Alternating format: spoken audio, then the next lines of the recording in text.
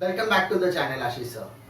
आज के इस लेक्चर में हम लोग डिस्कस करने वाले हैं पार्टनरशिप फाइनल अकाउंट। यस, आपने सही सुना, partnership final account. As we learn in FIJC first year junior college में हमने पढ़ा था, 11th स्टैंडर्ड में हमने पढ़ा था सोल प्रोप्राइटरशिप का फाइनल अकाउंट। लेकिन इस फाइनल अकाउंट में पार्टनरशिप यानी यहाँ पर एक से ज़्यादा लोग हो गए, यहाँ पे पार्टनर्स की बात हम लोग करेंगे। और हमने पार्टनर से रिलेटेड कुछ टर्म्स एंड कंडीशंस, कुछ पार्टनरशिप रिलेटेड के terms and condition, contents and provisions already discuss किए हुए हैं इसके पहले के लेक्चर्स में। और उससे रिलेटेड हम लोगों ने 4 सम भी सॉल्व किए, जहाँ पे fix capital and fluctuating capital के मेथड्स के 4 सम भी हमने करके रखे हुए हैं। तो आप लोगों से दरख्वास्त है, पहले आप वो सारे वीडियोस देख लो, तो आपको पार्टनरशिप फाइनल अकाउंट में कोई डिफिकल्टी नहीं आएगा। तो आज हम जो चालू करने वाले पार्टनरशिप फाइनल अकाउंट वो बेसिक से चालू करने वाले, यहाँ पर मैं कोई भी कॉन्सेप्ट छोड़ने वाला नहीं हूँ, ठीक है। तो आप लोगों से दरख्वास्त करता हूँ कि अगर आपको ये वीडियो पसंद आता है तो लाइक करो, अपने दोस्तों में भी शेयर करो, और अगर इस चैनल पर आप पहली बार आए हो तो इस चैनल को सब्सक्राइब जरूर कीजिए, क्योंकि सब्सक्राइब करने का पैसा नहीं लगता। तो without wasting time I am going to start the partnership final account. As you know कि हमने 11th स्टैंडर्ड में जो फाइनल अकाउंट पढ़ा था वो फाइनल अकाउंट था सोल प्रोप्राइटर्स का, सोल प्रोप्राइटर्स का था। Sir what do you mean by sole proprietor? The sole proprietor is known as sole trader, यानी ऐसा बिजनेस जहां पे सिर्फ और सिर्फ सिंगल ओनर होता है। जहां पर सिर्फ कितने ओनर होते हैं? सिंगल ओनर होते हैं। एक ओनर जहां होता है उसको हम लोग बोलते हैं सोल प्रोप्राइटर वाला बिजनेस, सोल प्रोप्राइटरशिप बिजनेस या sole trader business, sole trading concern कहते हैं। तो हमने 11th स्टैंडर्ड में जो फाइनल अकाउंट पढ़ा था वो सिंगल सेलर का था, सिंगल इंडिविजुअल ओनर का था। लेकिन आज हम जो 12th स्टैंडर्ड में फाइनल अकाउंट पढ़ेंगे उसमें जो उसमें आएगा पार्टनर्स के फाइनल अकाउंट, यानी पार्टनरशिप फाइनल अकाउंट के बारे में हम लोग पढ़ेंगे।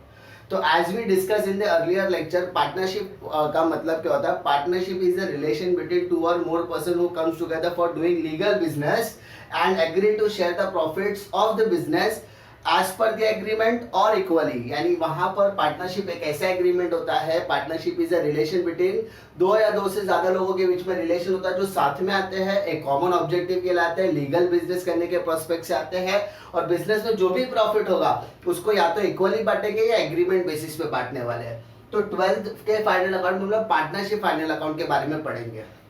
अब पार्टनरशिप फाइनल अकाउंट, यहाँ पे जो फाइनल अकाउंट है नाम में ही क्या है? फाइनल है। फाइनल के बाद और कुछ फाइनल नहीं होता, यानी किसी भी तरीके का, यानी हम जब फाइनल अकाउंट की बात करते हैं तो final account is the last stage of accounting. Final account is the last stage of accounting. तो सर इसका फर्स्ट स्टेज है, इसकी शुरुआत कहां से होती है? अगर फाइनल अकाउंट को हम लोग लास्ट स्टेज ऑफ अकाउंटिंग कहते हैं तो इसकी स्टार्ट होती है एनालाइजिंग से, एनालाइजिंग ऑफ अकाउंट्स। जैसे अब सबसे पहले ट्रांजैक्शंस होते हैं, ठीक है। तो ट्रांजैक्शंस होता था, उस ट्रांजैक्शन को हम लोग क्या करते थे? एनालाइज करते थे। एनालाइज करने का मतलब क्या था? उसको हम लोग पर्सनल, रियल या नॉमिनल अकाउंट में डालते थे। सर पर्सनल, रियल और नॉमिनल क्या होता है? आपने 11th स्टैंडर्ड में जब स्टार्टिंग में कदम रखा था तो आपको गोल्डन रूल्स करके सिखाया गया रहेगा। What is personal account? Personal account का मतलब होता है जहां पर किसी भी इंडिविजुअल का नाम हो, जहां पे किसी भी संस्था का नाम हो या किसी स्टेट या ऑर्गेनाइजेशन का नाम हो, उसको हम लोग पर्सनल कहते हैं या रिप्रेजेंटेटिव। पर्सनल अकाउंट का रूल क्या कहता है? Debit the receiver, credit the giver. मेरे साथ 5 बार बोलो, क्या बोलो? पर्सनल अकाउंट का रूल क्या होता है? Debit the receiver, credit the giver, debit the receiver, credit the giver, debit the receiver, credit the giver, debit the receiver, credit the giver, debit the receiver, credit the giver. Very good. Real account का rule बोलते हैं, real account is for assets, यानी जिस चीज को हम लोग touch कर सकते हैं, फील कर सकते हैं, और जिस चीज को हम लोग देख सकते हैं उसको हम लोग रियल अकाउंट के अंदर डालते हैं। It is basically for assets. Real account का रूल क्या होता है? Debit what comes in, credit what goes out. 5 बार बोलो मेरे साथ, debit what comes in, credit what goes out, debit what comes in, credit what goes out, debit what comes in, credit what goes out, debit what comes in, credit what goes out. ठीक है, तो real account का rule हो गया। Nominal account क्या होता है? Nominal account is an account of income and expenditure, profit और लॉस है, जहाँ पे इनकम, एक्सपेंडिचर, प्रॉफिट और लॉस रिकॉर्ड करने के लिए नॉमिनल अकाउंट होता है। नॉमिनल अकाउंट का रूल क्या होता है बेटा? Debit all expenses and losses, credit all income and gains. क्या कहा मैंने? Debit all expenses and losses, credit all income and gains. Debit all expenses and losses, credit all income and gains. Debit all expenses and losses, credit all income and gains. Debit all expenses and losses, credit all income and gains. ठीक है। Personal account, debit the receiver, credit the giver. जो दे रहा है, जो ले रहा है, तो लेने वाला डेबिट, देने वाला credit. Real account, debit what comes in, credit what goes out. Nominal, debit all expenses and losses, credit all income and gains. तो ये 3 अकाउंट एनालाइज करने के बाद हम लोग क्या करते थे, उसकी जर्नल एंट्रीज पास करते थे।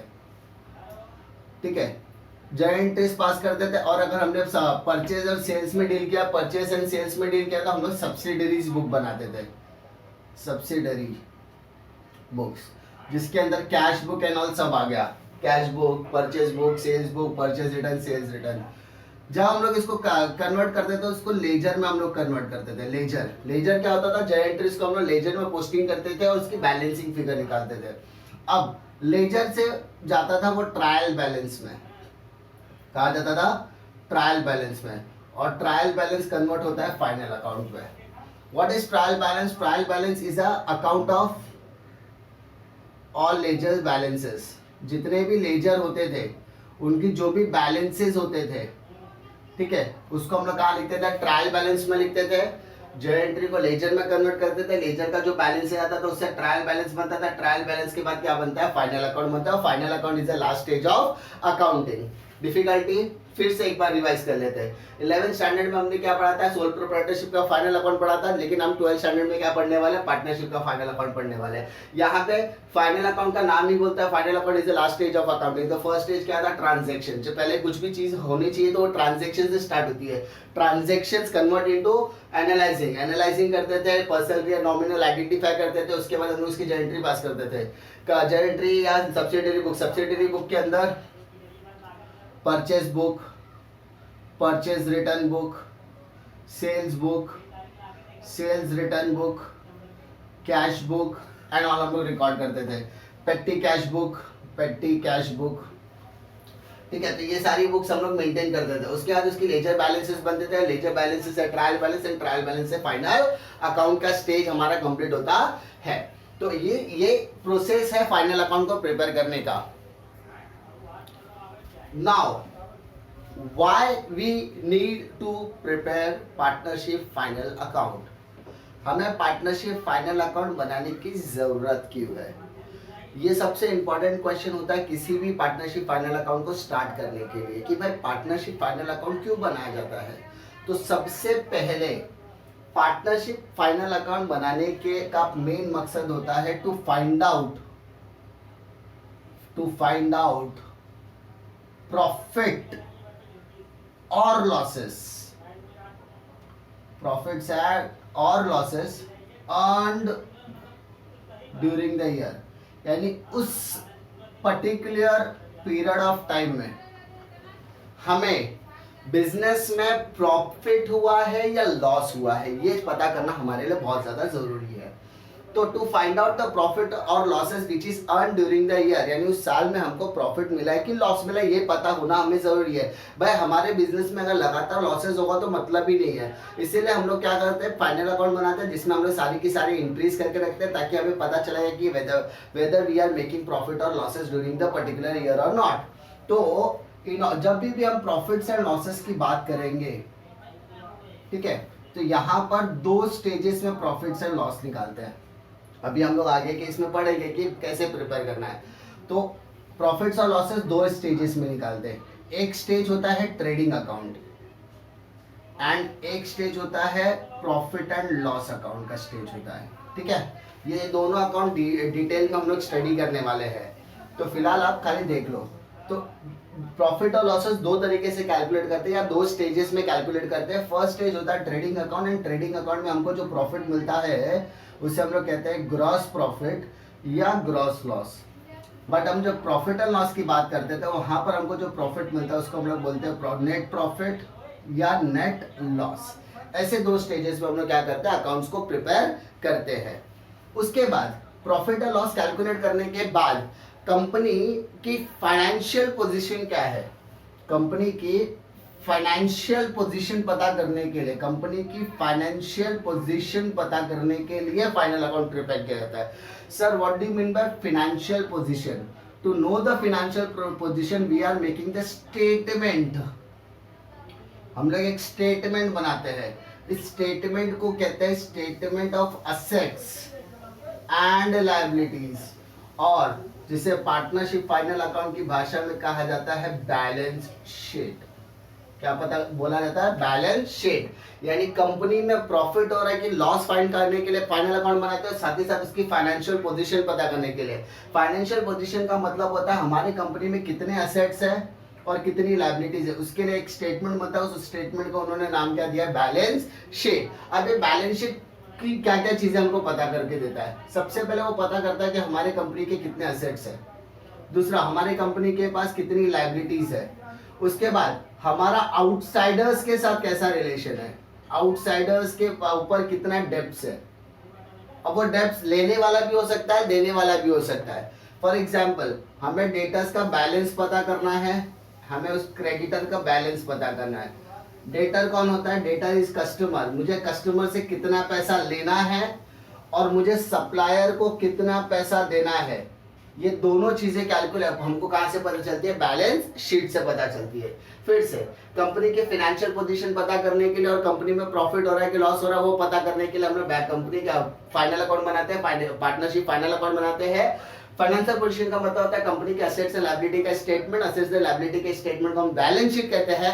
तो बैलेंस शीट हमें क्या क्या बताता है? बैलेंस शीट हमें एसेट्स के बारे में बताता है, बैलेंस शीट हमारी लायबिलिटीज के बारे में बताता है, और हमारा आउटसाइडर्स के साथ कितना डेब्ट्स बाकी है या कितना डेब्ट हमें लेना है। तो डेटर से पैसा लेना होता है, क्रेडिटर को पैसा देना होता है, डेटर से पैसा लेना होता है, क्रेडिटर को पैसा देना होता है। तो डेटर्स को मतलब कस्टमर, क्रेडिटर मतलब सप्लायर। तो कस्टमर से कितना पैसा लेना है और क्रेडिटर को कितना पैसा देना है, ये कैलकुलेट करने के लिए हम लोग क्या करते हैं? Statement of assets and liability, that is balance sheet हम लोग बनाते हैं। उसके बाद कंपनी को यानी जो पार्टनरशिप फर्म है उसको कितना टैक्सेस गवर्नमेंट को पे करना है, to calculate the taxes which is need to be paid through the government. Government को हमें कितना टैक्सेस पे करना है वो कैलकुलेशन करना भी फाइनल अकाउंट के अधिकार के अंदर आता है। फाइनल अकाउंट को कैलकुलेट करने के लिए कहा जाता है। उसके बाद कंपनी के पास पैसा तो है, कंपनी के पास पैसा तो होता है, उसको हम लोग फंड बोलते हैं। तो सबसे पहली चीज कंपनी के पास ये फंड आया कहां से? What are the sources of funds, और इस फंड का यूटिलाइजेशन कहां हुआ है? उस यूटिलाइजेशन को हम लोग कहते हैं application of funds. Sorry, I am extremely sorry. Sources of fund and application of fund. भाई कंपनी पार्टनरशिप फाइनल अकाउंट के पास पैसा तो है ना, पैसा आया कहां से? Sources of fund. पैसा आया कहां से? Sources of fund. और कंपनी ने यानी पार्टनरशिप फाइनल अकाउंट ने ये पैसा कहां इस्तेमाल किया, उसको हम लोग कहते हैं एप्लीकेशन ऑफ फंड। तो बैलेंस शीट हमें बताता है यानी लायबिलिटी के अंदर जो फंड होगा वो मेरा सोर्सेज ऑफ फंड होगा, और असेट्स में मैंने उसको यूटिलाइज किया होगा, इसलिए उसको एप्लीकेशन ऑफ फंड्स कहते हैं। क्लियर? उसके बाद पूरा मेहनत कौन करता है? पार्टनर्स करते हैं। तो पार्टनर मेहनत करने के बाद दे वांट्स टू नो कि भाई हमारी कंपनी का गुडविल कितना है। What do you mean bye goodwill? Goodwill is a reputation of the business.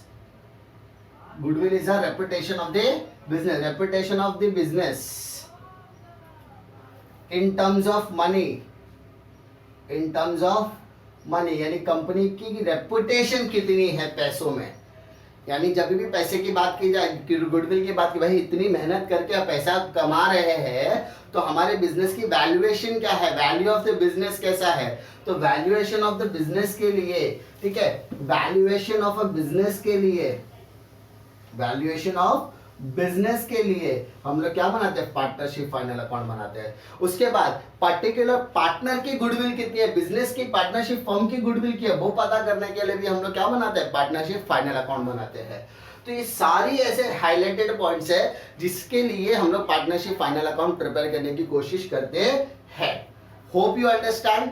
ठीक है कि हमें पार्टनरशिप फाइनल अकाउंट क्यों बनाना है। फटाफट सबसे पहले प्रॉफिट और लॉसेस कैलकुलेट करने के लिए प्रॉफिट दो तरीके से आता है, ग्रॉस प्रॉफिट ग्रॉस लॉस या नेट प्रॉफिट नेट लॉस। दूसरा फाइनेंशियल पोजीशन पता करने के लिए, जिसके लिए हम लोग बैलेंस शीट बनाते हैं। बैलेंस शीट हमें 4 चीजों का पता लगाता है। पहला असेट्स के बारे में, दूसरा लायबिलिटीज के बारे में, डेटर्स का अमाउंट क्या है, क्रेडिटर का अमाउंट क्या है, उसके बाद हमें गवर्नमेंट को कितना टैक्सेस पे करना है, उसके बाद हमारे पास जो फंड्स है वो पैसा आया कहाँ से, उसका एप्लीकेशन यूटिलाइजेशन कहाँ किया हमने। गुडविल, हमारे बिजनेस के गुडविल कैलकुलेट करने के लिए, रेपुटेशन पता करने के लिए, उसके इन टर्म्स ऑफ मनी पता करने के लिए हम लोग पार्टनरशिप फाइनल अकाउंट बनाते हैं, क्योंकि goodwill is calculated on the basis of profit. ठीक है, goodwill is calculated on the basis of profit. उसके बाद कंपनी की वैल्यूएशन कितनी है, बिजनेस का वैल्यूएशन क्या है, वो पता करने के लिए हम लोग पार्टनरशिप फाइनल अकाउंट प्रिपेयर करते हैं। I hope you will going to understand. अगर नहीं समझ में आता तो कमेंट सेक्शन पे आप लोग डाल सकते हो। फटाफट आप लोग इसको चाहिए तो स्क्रीनशॉट ले लो। मेरा सजेशन रहेगा, आपके पास अगर नोटबुक है तो वो उसका इस्तेमाल कीजिए, या तो पुरानी नोटबुक्स रहेगी उसके पेजेस इस्तेमाल कीजिए, क्योंकि भाई मैं जितनी चीजें पढ़ा रहा हूँ, मेहनत लग रही है, पसीना लग रहा है, तो उसी तरीके से बोल रहा हूँ भाई, मेहनत पसीना लग रहा है तो भाई आप भी मेरी जैसा उससे मेहनत करते रहो, और जितनी चीजें मैं लिखने की बता रहा हूँ सारी चीजें आप लोग नोट डाउन करते रहो, क्योंकि आपको बहुत ज्यादा बेनिफिट मिलने वाला है। क्लियर? फटाफट आप लोग इसका स्क्रीनशॉट ले लो या पॉज करके आप लिख लो, क्योंकि हम लोग नेक्स्ट कॉन्सेप्ट की तरफ जाने वाले हैं। Now the next question is, how can we prepare partnership final account? हम पार्टनरशिप फाइनल अकाउंट कैसे बना सकते हैं? तो सबसे पहले आपको समझना पड़ेगा कि पार्टनरशिप फाइनल अकाउंट बनाने के लिए आपको 3 स्टेजेस बनाने हैं। 3 स्टेजेस से गुजरना पड़ता है किसी भी पार्टनरशिप फाइनल अकाउंट को। यानी पार्टनरशिप फाइनल अकाउंट के अंदर आपको सबसे पहले ट्रेडिंग अकाउंट बनाना है। सबसे पहले हमें क्या बनाना है? Trading account. सेकेंड हमको बनाना है प्रॉफिट एंड लॉस अकाउंट। ठीक है, एंड थर्ड हमें बनाना है बैलेंस शीट। थर्ड हमें क्या बनाना है? बैलेंस शीट बनाना है। सबसे इंपॉर्टेंट ये 3 एस्पेक्ट होते हैं। यानी किसी भी पार्टनरशिप फाइनल अकाउंट को प्रिपेयर करने के लिए हमें 3 स्टेजेस का सामना करना पड़ता है, 3 अकाउंट का सामना करना पड़ता है, जिसमें से 2 प्राइमरी अकाउंट है and third one is a statement, as we discuss in the theory part. Trading account क्या होता है? Trading account is an account which is prepare to record the direct expenses, यानी जितने भी डायरेक्ट एक्सपेंसेस या direct incomes होते हैं उसको रिकॉर्ड किया जाता है ट्रेडिंग अकाउंट में।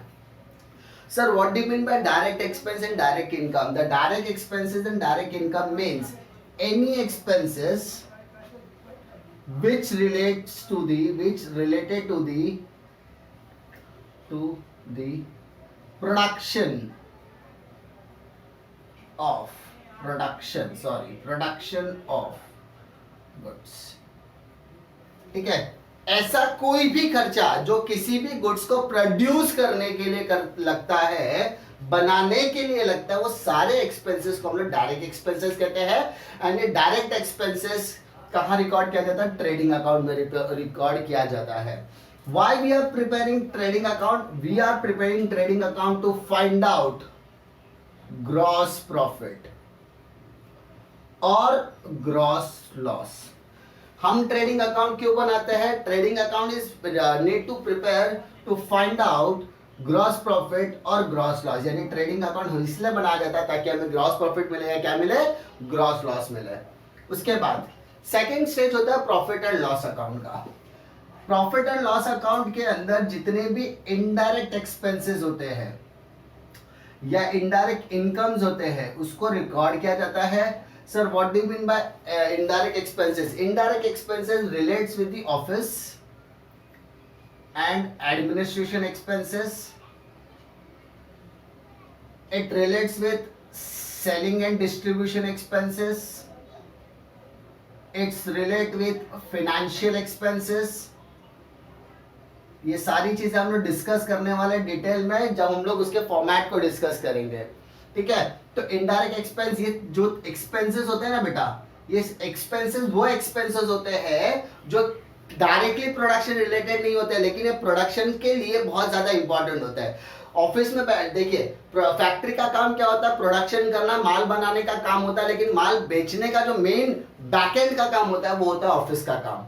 ऑफिस वाले क्या करते हैं, कॉलिंग करते हैं एंड उसको बेचने की कोशिश करते हैं, और डिस्ट्रीब्यूशन करने का काम सेलिंग केस में, यानी मोटर कार को लगा दिया, डिलीवरी करने के लिए लगा दिया। यानी यहाँ पर प्रोडक्शन करने का काम अगर ट्रेडिंग में जाता है तो नॉन प्रोडक्शन यानी प्रोडक्शन का सपोर्ट सिस्टम आपकी ये 3 एक्सपेंसेस है। इसके अलावा डेप्रिसिएशन भी आ सकता है, ठीक है, डेप्रिसिएशन भी आइटम्स यहाँ पर हम लोग डालते हैं।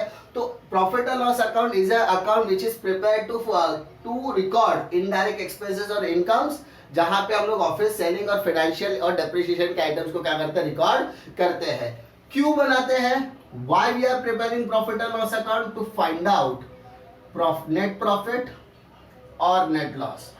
प्रॉफिट एंड लॉस इसलिए बनाया जाता है ताकि हमें क्या मिलना चाहिए, नेट प्रॉफिट और नेट लॉस मिलना चाहिए। थर्ड स्टेज होता है बैलेंस शीट। बैलेंस शीट क्यों बनाया जाता है, balance sheet is a statement of assets and liability. यानी जो बैलेंस शीट होता है वो असेट्स एंड लायबिलिटी का स्टेटमेंट होता है, यानी कंपनी की फाइनेंशियल पोजीशन पता करने के लिए, कंपनी की फाइनेंशियल पोजीशन पता करने के लिए, कंपनी किस लेवल पे खड़ी है, कंपनी की फाइनेंशियल पोजीशन क्या है, कंपनी के पास कितना असेट्स है, कंपनी के पास कितनी लायबिलिटीज है, वो कैलकुलेट करने के लिए हम लोग बैलेंस शीट प्रिपेयर करते हैं, ठीक है। तो पार्टनरशिप फाइनल अकाउंट 3 स्टेजेस यानी 3 तरीके से निकलता है। पहला ट्रेडिंग अकाउंट, जब तक ट्रेडिंग अकाउंट बनाने का उसके अंदर ग्रॉस प्रॉफिट ग्रॉस लॉस निकालो, वो gross profit gross loss carry forward होता है प्रॉफिट एंड लॉस अकाउंट में, यानी इसका नेट प्रॉफिट इससे रिलेशन है। Gross profit gross loss profit and loss account में कैरी फॉरवर्ड होगा। उसके बाद प्रॉफिट एंड लॉस अकाउंट में सारे एक्सपेंसेस रिकॉर्ड होंगे। हम लोग पता करें कि नेट प्रॉफिट हुआ है कि नेट लॉस हुआ है, और net profit net loss company की फाइनेंशियल पोजीशन पता करने में थोड़ा सा योगदान देने वाला है। As we discuss trading, P&L and balance sheet, trading account हमने डिस्कस किया, अब उसके फॉर्मेट्स देखने वाले हैं, ठीक है। तो एक बार फटाफट ट्रेडिंग अकाउंट की तरफ नजर मारते हैं। Trading account is a direct expense and direct income लोग रिकॉर्ड करते हैं। Direct expense is on debit side, direct income is on credit side. Direct expense is on debit side, direct income is on credit side. तो इस तरीके से हमको क्या करना है, रिकॉर्ड करना है। Any of the expenses which is related to the production of the goods is related with the trading account। और हमें क्यों बनाते हैं trading account, to find out the gross profit और gross loss. Ultimately gross profit and gross loss is going to transfer to the profit and loss account. ये आपका trading account का main purpose होता है बनाने का। अब what are the items to be under the trading account. Trading account के अंदर कौन कौन से आइटम्स आते हैं, तो as we seen in the format में क्या है, सबसे पहले आपको 6 आइटम्स याद रखो। डेबिट, पहले आपको ट्रेडिंग अकाउंट बनाना है जिसके अंदर 2 साइड्स होती है, debit side and credit side होती है। डेबिट साइड के अंदर all the expenses, credit side के अंदर ऑल बी क्रेडिट इनकम्स आएंगे। तो डेबिट साइड के अंदर एक्सपेंसेस में पहला आइटम आता है ओपनिंग स्टॉक। डेबिट में अगर ओपनिंग स्टॉक है तो क्लोजिंग स्टॉक कहाँ आएगा, क्रेडिट में। ओपनिंग स्टॉक डेबिट में तो क्लोजिंग स्टॉक कहाँ आएगा, क्रेडिट में। दूसरा परचेज माइनस परचेज रिटर्न, तो सेल माइनस सेल्स रिटर्न। क्या बोला मैंने, परचेज माइनस परचेज रिटर्न, तो sales minus sales return. Debit side में परचेज माइनस परचेज रिटर्न, तो क्रेडिट साइड में sales minus sales return. 3 item debit में, 3 आइटम क्रेडिट में हमने डिस्कस किया। पहला क्या किया, ओपनिंग स्टॉक डेबिट में, तो क्लोजिंग स्टॉक क्रेडिट में। डेबिट साइड में परचेज माइनस परचेज रिटर्न, तो sales minus sales return will be on credit side. उसके अलावा क्या क्या आइटम्स है, carriage inward. What do you mean by carriage inward, हमारा जो ट्रक होता है वो सामान लाने में हमारी मदद करता है। तो ट्रक में अगर कोई भी सामान भर के आया तो उसे हम बोलते हैं कैरेज इनवर्ड कहते हैं। उसके बाद नेक्स्ट आइटम है आपका फ्राइट। फ्राइट क्या होता है कि फ्राइट हो गया, डॉक चार्जेस हो गया, कस्टम ड्यूटीज हो गई, ये जितने भी एक्सपेंसेस है वो हमें बाय एयरप्लेन हो या एरोप्लेन हो या बाय शिप हो, उससे जो लाने का जो एक्चुअल खर्चा होता है, फ्राइट होता है, उससे हम लोग क्या कहते हैं, एक्सपेंसेस कहते हैं। तो एक्सपेंसेस में फ्राइट भी आ गया, डॉक चार्जेस भी आ गया। डॉक चार्जेस नॉर्मली कहाँ होता है, डॉक यार्ड्स में होता है, जिसको हम लोग बंदरगाह बोलते हैं, यानी शिप जहाँ पे पार्क होती है। उसकी कस्टम ड्यूटी, जब किसी और देश से हम लोग कोई सामान मंगाते हैं तो उसकी हमें कस्टम ड्यूटीज पे करनी पड़ती है। वेजेस, प्रोडक्टिव मैन्युफैक्चरिंग वेजेस, मतलब कोई प्रोडक्शन में हमने कोई लेबर को लगाया है, वो लेबर की पगार को हम लोग क्या कहते हैं, वेजेस कहते हैं। फैक्ट्री में जो लेबर काम करता है उसकी पगार को हम लोग क्या कहते हैं, वेजेस कहते हैं। फिर इंपोर्ट ड्यूटी, कोई भी सामान हमने मंगाया किसी और देश से तो उसके ऊपर हमको क्या पे करना पड़ेगा, इंपोर्ट ड्यूटी पे करना पड़ेगा। फिर coal, coke, gas, motive power, oil, water and grease, ये जितनी भी चीजें, ये सारी की सारी चीजें मशीनरी को मेंटेनेंस के लिए काम आती है, मशीन को मेंटेन करने के लिए काम आती है। तो ये सारे एक्सपेंसेस मशीन्स की इंस्टॉलेशन से लेके उनकी मेंटेनेंस के लिए काम आती है, इसलिए सारी चीजें हमारे डेबिट में आ जाएगी। रॉयल्टी ऑन परचेज, कोई भी चीज हमने खरीदी है उसके ऊपर अगर हमने रॉयल्टी पे की, यानी किसी और का सामान हम लोग, फॉर एग्जांपल किसी मैंने एक बुक खरीदी है, उस बुक को मैंने क्या किया, स्टिकर लगा के मैं बेचने की कोशिश कर रहा हूँ अपना, तो उसके लिए मुझे क्या पे करना पड़ेगा, रॉयल्टीज पे करनी पड़ेगी। क्लियर। फिर प्राइमरी पैकिंग चार्जेस, जो भी मतलब कोई भी प्रोडक्ट आपके दरवाजे तक जब पहुंचता है तो वो ऐसे खुला खुला सामान नहीं पहुंचता, वो पैकिंग के साथ पहुंचता है, तो primary packing charges will be the expenses for the factory. Factory lighting and heating, factory rent, factory insurance, works manager salary, factory के सारे खर्चे डेबिट में आ गए, फैक्ट्री का सैलरी हो, फैक्ट्री का रेंट हो, फैक्ट्री के मैनेजर की जो सैलरी, वर्क्स मैनेजर सैलरी मतलब फैक्ट्री मैनेजर सैलरी, ये सब डेबिट में आ गए। ये these all are the expenses of factories. तो फैक्ट्री के सारे एक्सपेंसेस हमने कहाँ पे रिकॉर्ड किया, ट्रेडिंग अकाउंट में रिकॉर्ड किया, debit side. Now we are going to discuss the credit side. अब हमने क्रेडिट साइड में ऑलरेडी 3 आइटम डिस्कस किए हुए, कौन कौन से, सेल्स माइनस सेल्स रिटर्न और क्लोजिंग स्टॉक। उसके अलावा जो आइटम्स आते हैं वो सिर्फ part and parcel of the purchases है यानी ये सारी चीजें परचेसेस से माइनस होनी चाहिए थी, लेकिन ये सारी चीजें हम लोग प्लस माइनस ना करके हम लोग क्या करते हैं, सारी चीजों को एडजस्ट करते हैं। मैं वापस कह रहा हूं कि गुड्स से रिलेटेड कोई भी आइटम, जैसे goods withdrawn by partners, goods stolen, goods lost by fire, या गुड्स डिस्ट्रॉयड बाय फायर, या ऐसा बोल सकते हैं goods distributed as a free sample, ये जितने भी गुड्स से रिलेटेड आइटम्स है ना, ये सारी की सारी आइटम्स परचेसेस से माइनस होनी चाहिए थी, लेकिन परचेसेस में कितने आइटम्स हम लोग प्लस माइनस करेंगे तो ज्यादा कंफ्यूजन हो जाता है। इस वजह से हम लोग क्या करते हैं, इन सारी चीजों को हम क्रेडिट में एडजस्ट करते हैं। यानी इनकम में सिर्फ एक ही है, सेल्स, ठीक है। ट्रेडिंग अकाउंट के इनकम में सिर्फ एक आइटम आता है, सेल्स माइनस सेल्स रिटर्न। उसके अलावा जो भी आइटम्स हम लोग डिस्कस कर रहे हैं क्रेडिट साइड में, it is just a part and parcel of the adjustment, इसीलिए हम लोग उसको क्या करते हैं, ट्रेडिंग अकाउंट के क्रेडिट साइड में रिकॉर्ड करते हैं। और ये सारे आइटम्स मैंने यहाँ पर डिस्कस आपके साथ कर दिया है। तो ये सारा आइटम बनाने के बाद आपको क्या मिलेगा, ग्रॉस प्रॉफिट मिलेगा, या आपको क्या मिलेगा, ग्रॉस लॉस मिलने वाला है। आपको ग्रॉस प्रॉफिट कब मिलता है, ग्रॉस प्रॉफिट आपको कब मिलेगा, ग्रॉस प्रॉफिट आपको कैसे मिलेगा, जब ट्रेडिंग अकाउंट क्रेडिट साइड में से आप ट्रेडिंग अकाउंट के डेबिट साइड को माइनस करोगे।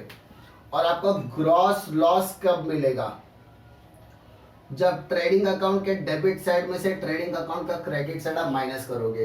तो मैं आप लोगों को सजेशन दूंगा, सबसे पहले आप देखो कि ट्रेडिंग अकाउंट डेबिट और ट्रेडिंग अकाउंट क्रेडिट, ये दोनों आइटम लिखने का, उसके अमाउंट्स आप यहाँ पे रिस्पेक्टिव लिखो। उसके बाद देखो कौन सा अमाउंट बड़ा है, अगर डेबिट बड़ा है तो डेबिट माइनस क्रेडिट, और अगर क्रेडिट बढ़ा है तो credit minus debit, debit minus credit है तो लॉस हो गया, और क्रेडिट माइनस डेबिट है तो प्रॉफिट हो गया। तो हम लोगों को पहले क्या करना, दोनों साइड के टोटल करो, टोटल करने के बाद आप क्या करोगे, उसके हिसाब से देखना है कि कौन सा साइड बड़ा है कौन सा साइड छोटा है। जो बड़ा है, क्रेडिट बड़ा है तो क्रेडिट माइनस डेबिट, और डेबिट बड़ा है तो डेबिट माइनस क्रेडिट, तब जाके आपको क्या मिलेगा, ग्रॉस प्रॉफिट या ग्रॉस लॉस मिलने वाला है। Understood. Now we are going to discuss the profit and loss account. Profit और लॉस अकाउंट हमने डिस्कस किया। प्रॉफिट और लॉस अकाउंट के अंदर जितने भी इनडायरेक्ट एक्सपेंसेस है, इनडायरेक्ट इनकम आते हैं, वो सारे रिकॉर्ड करना है। जैसा मैंने डिस्कस किया, expenses is on debit side, income is on credit side. इसका मतलब ये कौन सा अकाउंट होगा, नॉमिनल अकाउंट होगा। ट्रेडिंग में हमारा कौन सा अकाउंट था, नॉमिनल अकाउंट था। अब यहाँ पर हम लोगों को कौन कौन से एक्सपेंसेस के ऊपर ध्यान देना, office, selling and financial and depreciation के ऊपर हमको ध्यान देना है। Why we are preparing profit and loss account? We have to prepare the profit and loss account to find out the net profit और net loss। यानी P&L हम लोग क्यों बनाते हैं, प्रॉफिट, नेट प्रॉफिट और नेट लॉस को calculate करने के लिए हम लोग बनाते हैं। अब हम डिस्कस करेंगे कि इसका फॉर्मेट क्या होता है। कि एज यू सी, सबसे पहले फॉर्मेट के अंदर सबसे पहला आइटम है सैलरीज। ऑफिस के अंदर जो स्टाफ काम करते हैं उनको हमको क्या देना पड़ेगा, सैलरी देना पड़ेगा। सैलरी के साथ अगर वेजेस आ जाए तो अभी याद रखो, सैलरी एंड वेजेस अगर दो वर्ड साथ में दिया है और या वेजेस एंड सैलरी दिया, तो सबसे पहला वर्ड देखो सैलरी एंड वेजेस, तो पहला वर्ड सैलरी है तो P&L में आएगा, और अगर पहला वर्ड वेजेस है तो ट्रेडिंग में आएगा। यानी सैलरी एंड वेजेस या वेजेस एंड सैलरी ऐसे दो आइटम्स है, तो कंफ्यूज होने की जरूरत नहीं है। पहला वर्ड देखने का, पहले वर्ड के ऊपर आपका डिपेंड रहता है कि आपका कौन सा आइटम्स आने वाला है। उसके बाद नेक्स्ट आइटम है रेंट, ठीक है, रेंट एंड रेट्स। तो ऑफिस आप जहाँ पे ओपन करोगे वहाँ पे अगर आपने वो प्रीमाइसेस रेंटल बेसिस पे लिया, रेंटिंग पे लिया, तो उसके लिए आपको रेंट पे करना पड़ेगा, रेट्स पे करना पड़ेगा, टैक्सेस पे करने पड़ेंगे। उसके अलावा आपके जहाँ पे जो ऑफिस में कर्मचारी काम कर रहे हैं उनको आपको सैलरी देना पड़ेगा।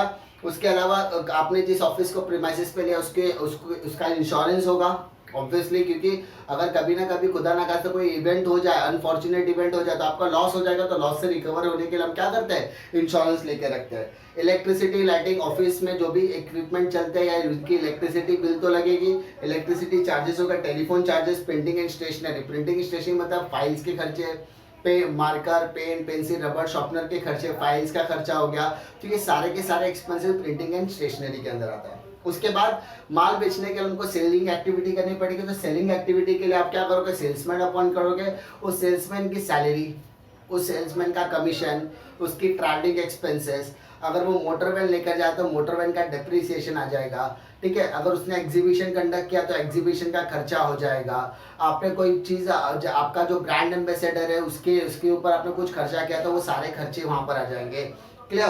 Depreciation on asset, loading charges, audit fees, entertainment expenses, repairs and renewal, यानी ये सारे आइटम्स आपके डिस्कस कर रहे हैं। इंटरेस्ट ऑन लोन, आपने लोन लिया, आपको बदले में क्या देना पड़ेगा, ब्याज देना पड़ेगा। तो ब्याज आपको क्या हो गया, फाइनेंशियल एक्सपेंस हो गया, क्योंकि आपकी फाइनेंशियल एक्टिविटी के लिए आपने लोन लिया था, तो लोन के बाद आपको क्या देना पड़ेगा, फाइनेंशियल एक्सपेंसेस यानी इंटरेस्ट देना पड़ेगा। उसके बाद सेंट्री एक्सपेंस, सेंट्री एक्सपेंस मतलब ऐसा कोई खर्चा जिसको आप कहीं कैटेगराइज नहीं कर सकते, वो सेंट्री एक्सपेंसेस के अंदर कैटेगराइज करोगे। कन्वेंस यानी ट्रैवलिंग एक्सपेंसेस, ऑफिस वाला बंदा जो ट्रैवलिंग करेगा उसको कन्वेंस बोलेंगे, और जो सेलिंग वाला बंदा जो ट्रैवलिंग करेगा उसको ट्रैवलिंग एक्सपेंसेस बोलते हैं। Loss by fire, loss by डेब्ट, लॉस इन एक्सीडेंट, यानी अगर आपको किसी भी तरीके का लॉस होता है तो वो सारा लॉस कहाँ आएगा, डेबिट साइड में आएगा। Goods distributed as free sample, advertisement and all बोलते हैं। किसी को आपने कमीशन अलाउ किया है, कमीशन आपने दिया है, डिस्काउंट दिया है, इंटरेस्ट पे किया है, डिस्काउंट पे किया है, डिस्काउंट अलाउ किया है, कमीशन अलाउ किया है, सब advertisement. Carriage outward, carriage outward क्या होता है, माल लाने के लिए जो खर्चा होता है उसको कैरिज इनवर्ड बोलते हैं, इसलिए ट्रेडिंग में आता है। लेकिन माल को डिलीवर करने के लिए ट्रक भेजा, ट्रक गया, माल डिलीवर करेंगे तो उसको क्या बोलेंगे, कैरिज आउटवर्ड। सेल चार्जेस, माल बेचने के लिए जो चार्जेस पे करने पड़े। बैड डेट्स, आपने कस्टमर को माल बेचा बट वो कस्टमर पैसा लेके भाग गया, यानी उसने उसका पैसा दिया ही नहीं, या वो बंदा था वो इंसॉल्वेंट हो गया, इंसॉल्वेंट मतलब बर्बाद हो गया, बर्बाद होने की वजह से उससे पैसा रिकवर नहीं हो सका, तो उसको हम लोग बोलेंगे बैड डेट्स। एक्सपोर्ट ड्यूटी, किसी और देश से जो हम लोग माल लेकर आते हैं उसको इंपोर्ट बोलते हैं, तो इंपोर्ट के लिए इंपोर्ट ड्यूटी पे करते थे। अब किसी और देश में हमने माल बेचा तो उसके लिए हम लोग क्या पे करेंगे, export duty. Taxes, general expenses, trade expenses, legal charges, professional charges, bank charges, these all are the expenses.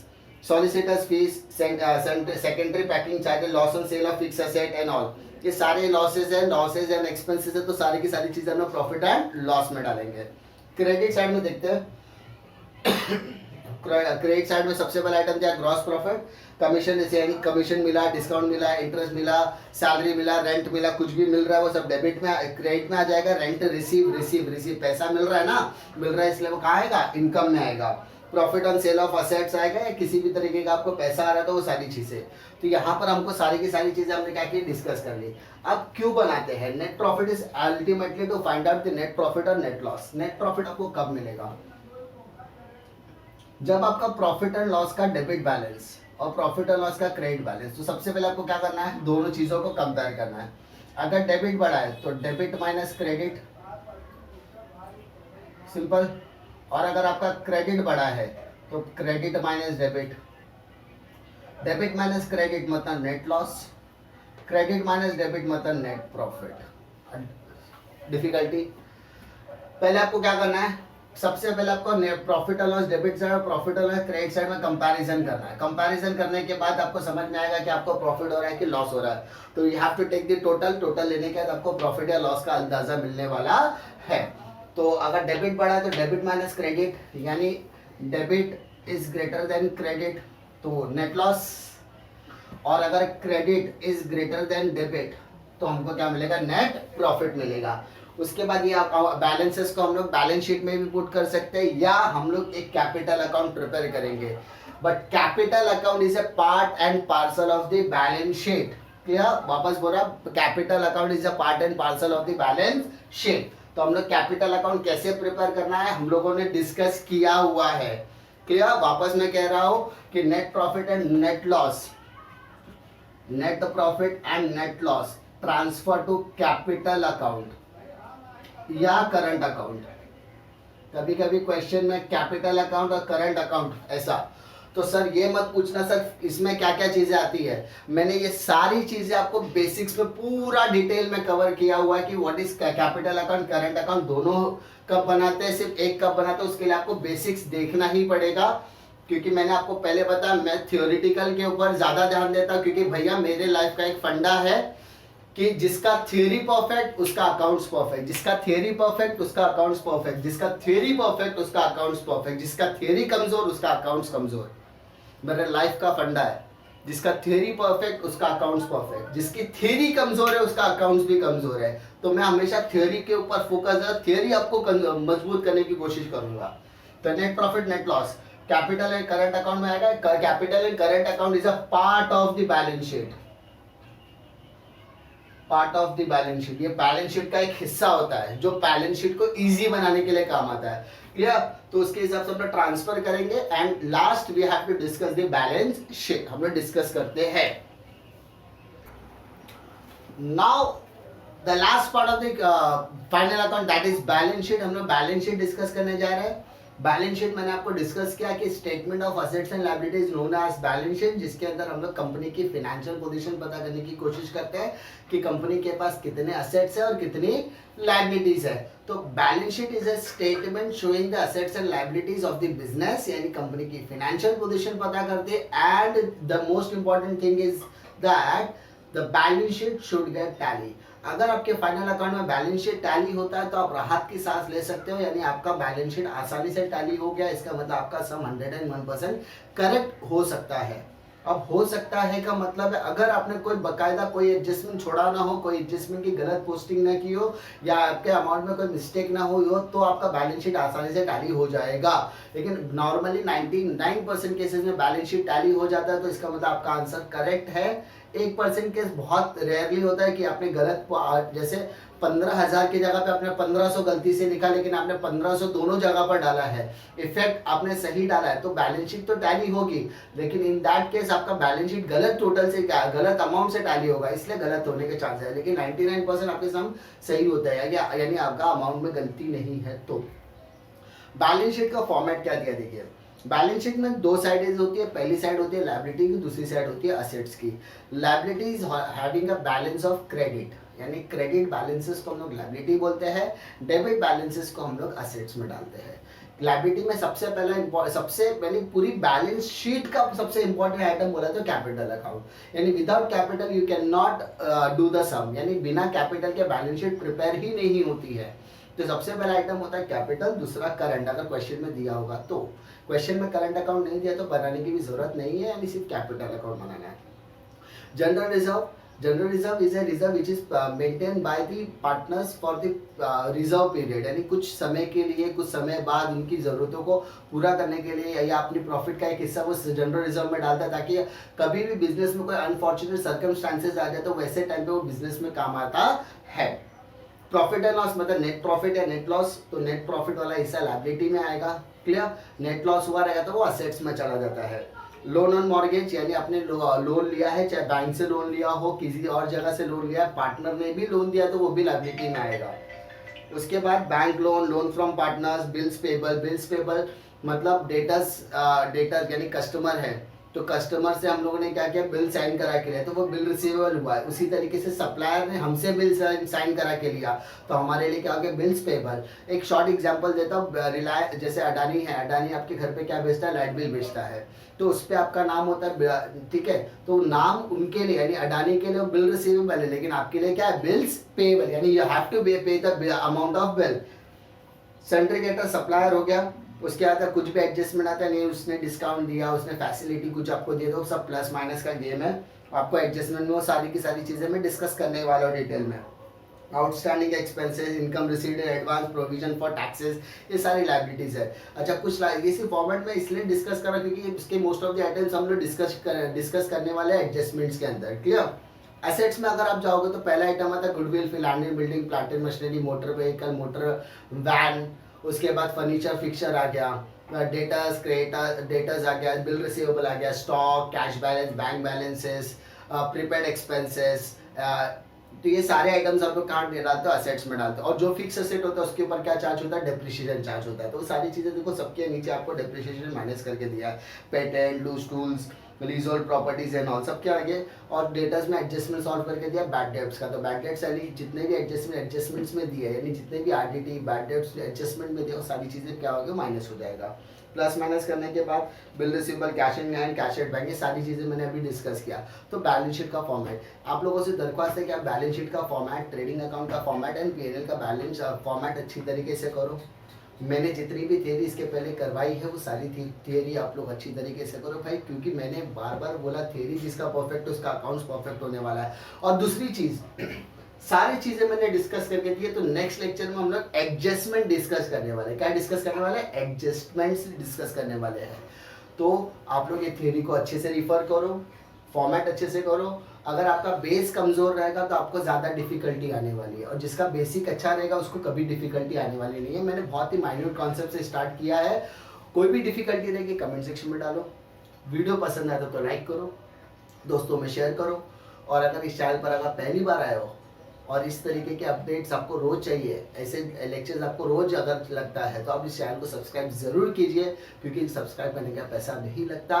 Like और सब्सक्राइब से मोटिवेशन मिलता है, ऐसे मोटिवेशन आप हमको देते रहिए। मिलता हूँ मैं आपको नेक्स्ट वीडियो में, तब तक के लिए जय हिंद।